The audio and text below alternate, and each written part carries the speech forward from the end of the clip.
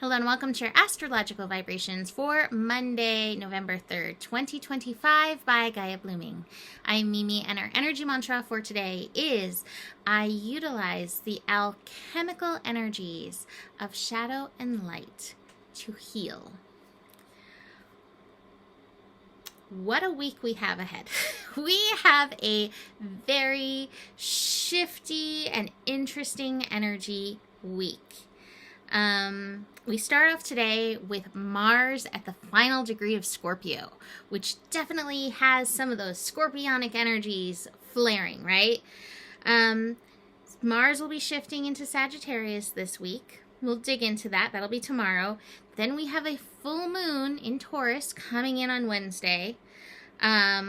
Thursday has Venus shifting signs. Venus is moving into Scorpio to take up the mantle that Mars has left. And Friday has Uranus retrograding back into the sign of Taurus. And then next Sunday begins our Mercury retrograde. So this week is like this. Very interesting. I will say that I find it interesting, to use that word again, that we're going to have Mars at 0 degrees for this full moon in Taurus. So it might not be a super, outside energetic full moon. That being said, it is a super full moon. The energy is close, and I feel like it's going to, illuminate some interesting things inside. That being said, let's just dig into Monday, because Monday is where we're at. Monday has enough for us to look at for now. We start the day with Venus and Saturn working in an inconjunct. And as I'm looking at this, I'm like, I didn't check to see if it was yachting, but it does not look like it's yachting. So kind of relieved for that. I think we've had enough of the yachtiness happening. And Venus and Saturn in an inconjunct has enough challenging layers and lessons as it is. I also want to mention that this is happening on the same day that we have Mars at that final degree of Scorpio and connecting to Neptune at 29 degrees. And I feel like these energies are very intertwined. Venus in the sign of Libra, in its home sign of Libra, is very at home there, really wants things to be peaceful, beautiful, harmonious, and yet, as much as we may try in any given day, any given moment to make things peaceful, happy, harmonious, there is a lot of karma that we're swimming through. Literally sometimes feels like we're swimming through it or wading through the mud in it. And Saturn and Neptune in Pisces are both parts of wrapping up really deep, really old stories, really old lessons, really old karmic connections. And so in this, while Venus wants to stay happy and harmonious, sometimes in order to get to the happy, harmonious place, we need to address some of these layers. And some of those layers are uncomfortable. And this, I feel like, feels like these Mars, 29 Scorpio, connecting to Neptune at 29 Pisces. Now, Neptune anywhere could have us at times digging our head into the sand and not wanting to face the things, or being in a cloud of smoke or escapism, right? But Mars at 29 Scorpio is not going to let the things go unsaid. It's not going to let an ostrich stick its head into the ground and stay there. So these combination of these energies has us facing stuff. Now, with Mars at 29 Scorpio, you really want to be very aware of the scorpionic tendency. One scorpionic tendency of reactional energy can be to blow it all up. Just take it all down, right? Destroy it to recreate it. And while that is an option, I feel like this is not the time to destroy anything or just throw in the towel, because I feel like these are things that have been worked on for so long. Now, that being said, there may be some endings in this energy. But watch for that desire to blow it up and just see if there is that personal phoenix transformation available to you, available to whatever situation, in this energy. And one of the reasons I say this is like there's a lot of this interesting retrograde, and my feeling is like it feels like, you know, some kind of movie, like, okay, if we blow it up, then we're not going to have to deal with it anymore. It'll be gone. It'll be done. And the universe is like, that's not how energy works. Energy doesn't die. It is transformed. And so blowing it up just might have deeper consequences is kind of what I'm feeling in this. I think that this is the time to have, you know, the conversations, even if it's with yourself, even if the conversation is with the universe. Remember that Venus doesn't just represent romantic relationships. These are relationships of all kinds. You might have to have a conversation with your cat. I've got Wolf sitting up there, you know, knocking things down. That might be the conversation, like, hey, why do you keep doing this? Let's see if we can find a solution. But just realize these roots are very deep. These subjects are from beyond this time, space, and place that are coming through. And my feeling is that Neptune in Pisces holds space for a lot of grace. If we can get our heads out of the sand, if we can get our heads out of the clouds, if we can move beyond this escapism, there's a lot of grace here.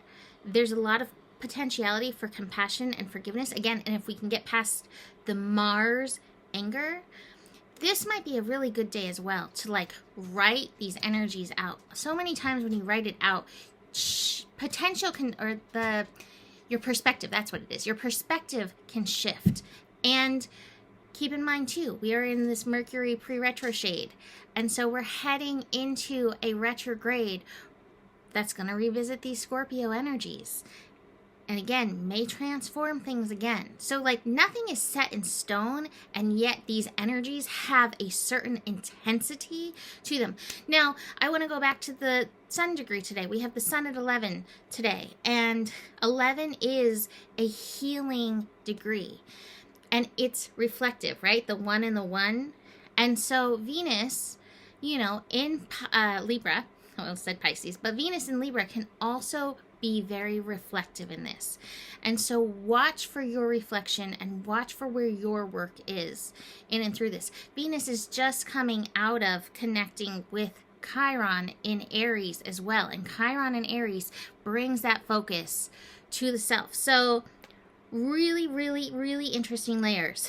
That Mars kick in the pants is also going to be like rolling through until Tuesday when it shifts into Sagittarius, which is fiery and can, you know, enhance the fiery energies, but at least it'll be at 0. And I think that might mellow the waters. I also do want to mention that Mars is building into a connection with Uranus, which is going to be at 0. But again, these energies have a lot of hidden undercurrents, and be aware of those undercurrents within yourself. Pay attention to your electrical field. Pay attention to uncomfortable or weird feelings running through you, because there might be a hidden reaction in and through all of that. Moon in Aries as well. I guess I didn't mention that. The moon is in Aries for all of this. Wow, universe. Wow. Really interesting. I feel like this may feel more like the full moon energy and that building that we feel to it than the actual full moon may feel. We might feel a little bit full moon over in the full moon. So watch for those Aries energies feeding into all of this. Let me see this. I think Aries, yeah, Aries somewhere between Monday evening and Tuesday morning is going to be making a connection with Chiron as well, which again points back to the self. Now, I have changed up the cards since we are past Halloween, and we're going to be doing shadows and light. This card is so perfect, but let's look at these first. Feeling these two. Ripeness and intensity. The time is now. The time is ripe.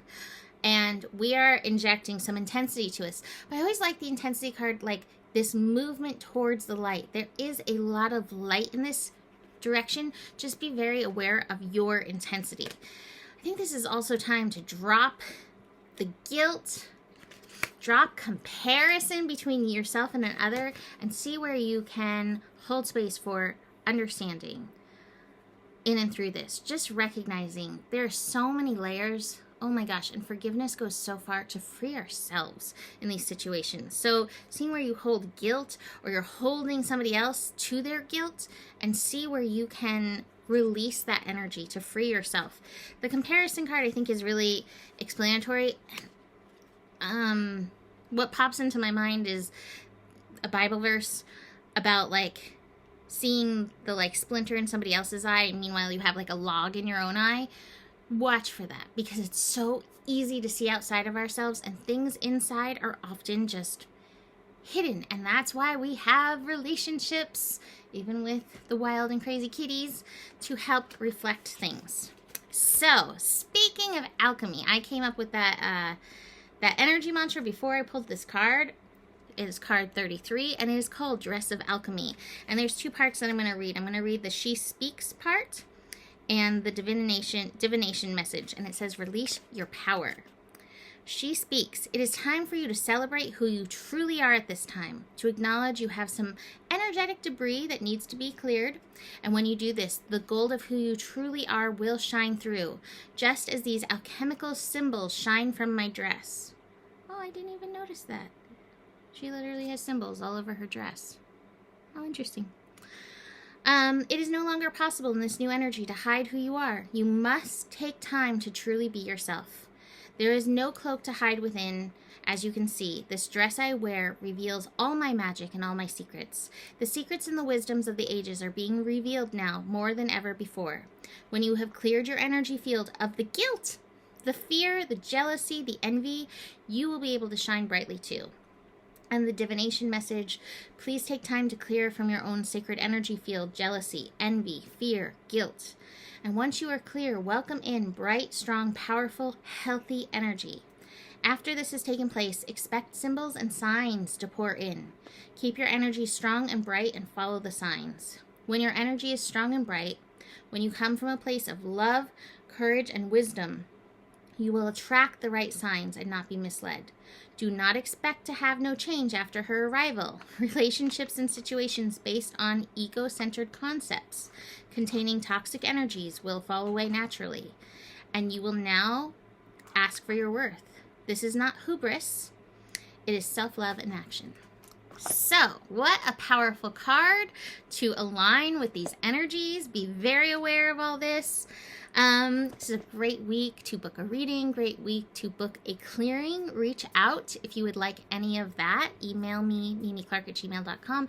It is written under my scope on YouTube, so if you're like, I cannot keep up with you that fast, right there you can find it and send me a message. Besides all this, the better it gets, the better it gets. There's more than enough love in the world for you. You have the power, and may your guiding light be strong. And know you can trust the process. Namaste.